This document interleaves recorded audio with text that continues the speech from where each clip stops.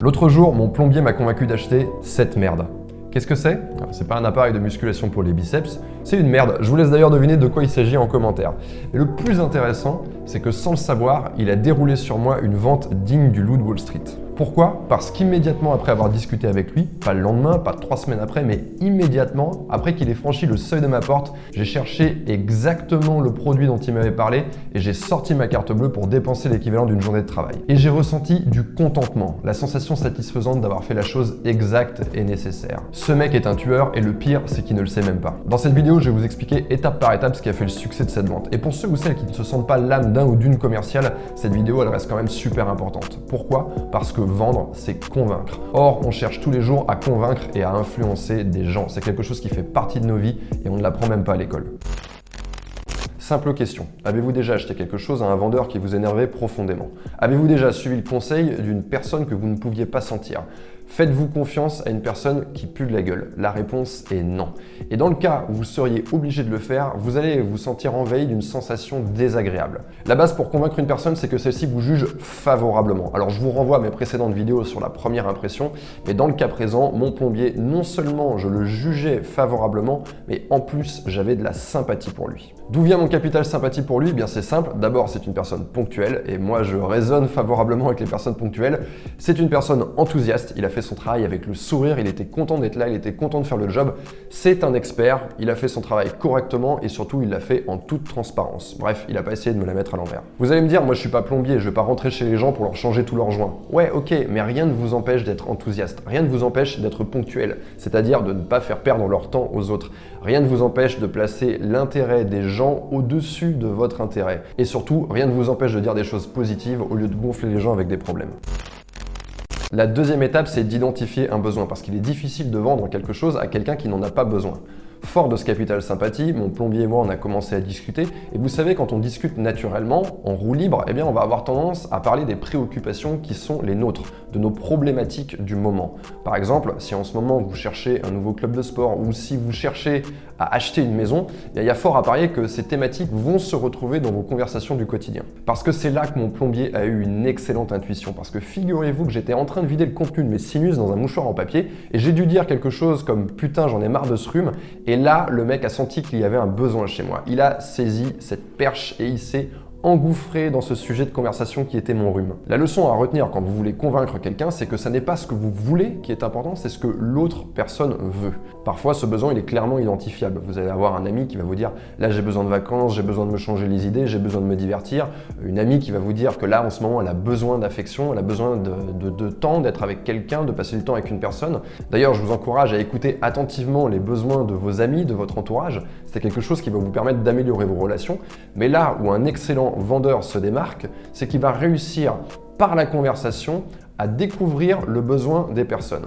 C'est une erreur de croire que c'est le vendeur qui crée le besoin. En fait, le vendeur ne crée pas le besoin. Le vendeur découvre quels sont vos besoins et il va y apporter une solution. Dans le film Le Loup de Wall Street, il y a cette célèbre scène du « vendez-moi ce crayon ». Mais vous n'allez pas pouvoir vendre un crayon à quelqu'un qui n'écrit jamais, ça ne marche pas, il n'a pas ce besoin-là. En fait, là où un vendeur va se démarquer, c'est qu'il va être capable de déterminer qui sont ses prospects de manière efficace. Il ne va pas chercher à vendre un crayon à quelqu'un qui n'a pas besoin d'écrire, il va chercher à trouver quelqu'un qui va avoir besoin de ce crayon. Et c'est exactement la même chose dans la vie quand vous cherchez un partenaire ou une partenaire amoureux, j'entends. Vous n'allez pas chercher à convaincre quelqu'un qui n'est pas disponible ou qui n'est pas intéressé, vous allez chercher à naviguer à travers les personnes pour trouver quelqu'un qui pourrait être intéressé par vous. L'intérêt dans une relation amoureuse, c'est la base de tout. Si vous n'avez pas un intérêt suffisant chez la personne en face, ça ne sert strictement à rien d'essayer de la convaincre. Sa réponse restera toujours non. La troisième étape, c'est le storytelling. On a déjà vu que mon plombier était un excellent prospecteur puisqu'il avait réussi à découvrir un besoin chez moi. Maintenant, au lieu de me proposer une solution directe à mon besoin, il a pris un chemin qui était un petit peu plus long mais qui est terriblement efficace pour les créatures sociales que nous sommes. Il m'a raconté une histoire. J'imagine que vous avez déjà vécu ça. Vous allez vous mettre au lit, vous avez envie de vous faire une grosse nuit de sommeil parce que vous êtes éclaté et là, seulement 1 heure après vous êtes endormi, vous vous réveillez sans savoir pourquoi. Vous avez loupé le train du sommeil. Vous le regardez partir et vous allez essayer de le rattraper naturellement. Donc qu'est-ce que vous allez faire? Vous allez vous tourner dans toutes les positions, sur le ventre, sur le dos, sur le téco. la couette dessus, la couette dessous. Vous cherchez, mais ça marche pas. Vous avez trop chaud, vous avez trop froid.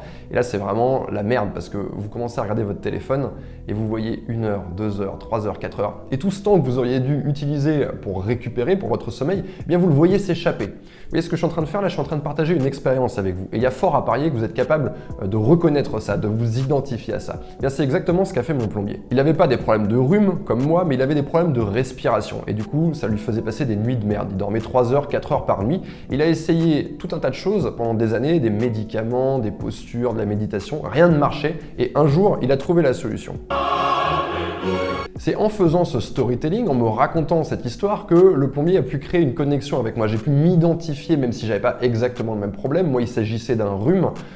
Et du coup, c'est quelque chose que j'avais vraiment envie de soigner parce que c'était douloureux, ça m'empêchait de travailler, ça m'empêchait de bien dormir. Donc à partir de ce moment-là, il m'a même pas dit quelle était la solution, j'étais déjà prêt à acheter n'importe quoi. J'étais en train de le tirer par le fut, en train de lui dire mais mec, dis-moi c'est quoi cette putain de solution? J'ai envie de savoir, j'ai envie de faire la même chose. La leçon à tirer de tout ça, c'est que si vous voulez convaincre quelqu'un, vous devez laisser son libre arbitre à cette personne. Et c'est une erreur que font de nombreux vendeurs, ils vont trop serrer leur prospect, ils vont trop le forcer. Et ça, on n'aime pas ça. En tant que client, je suis sûr que ça vous est déjà arrivé, vous vous retrouvez avec un vendeur qui vous presse, qui vous pousse, et vous arrivez à la caisse devant un acte d'achat que vous avez à faire, mais vous n'êtes pas encore convaincu.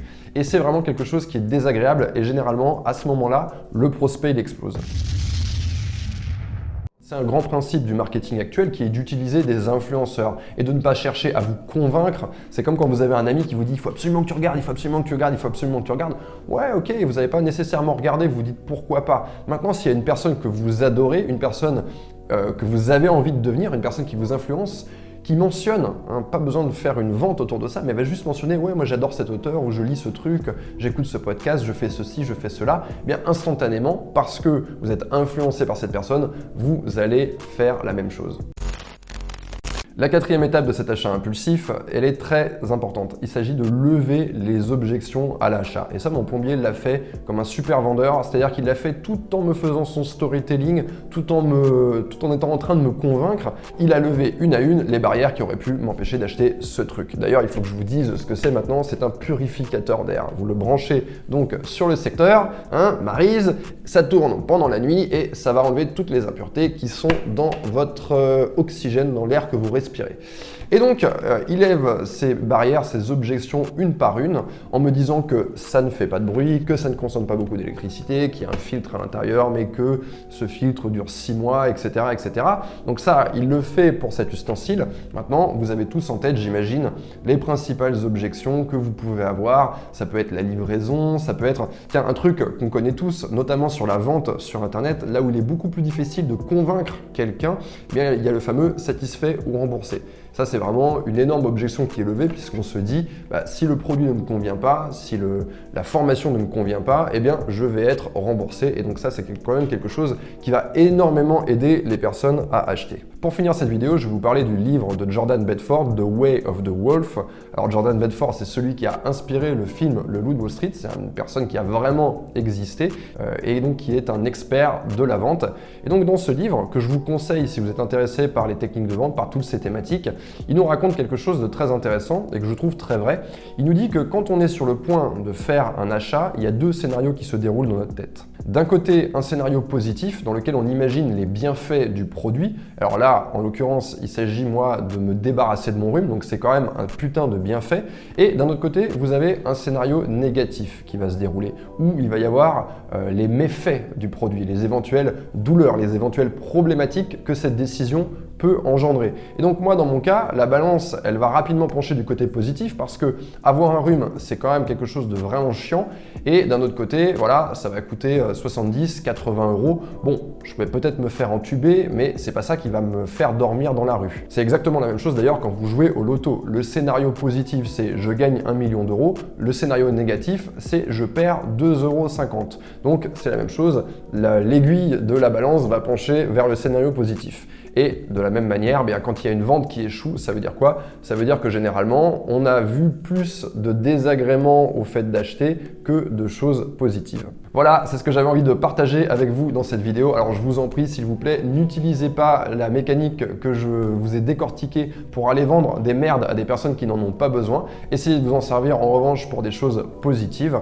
Si vous avez apprécié cette vidéo, faites-le moi savoir en balançant un énorme pouce et je vous dis à très bientôt pour une prochaine vidéo.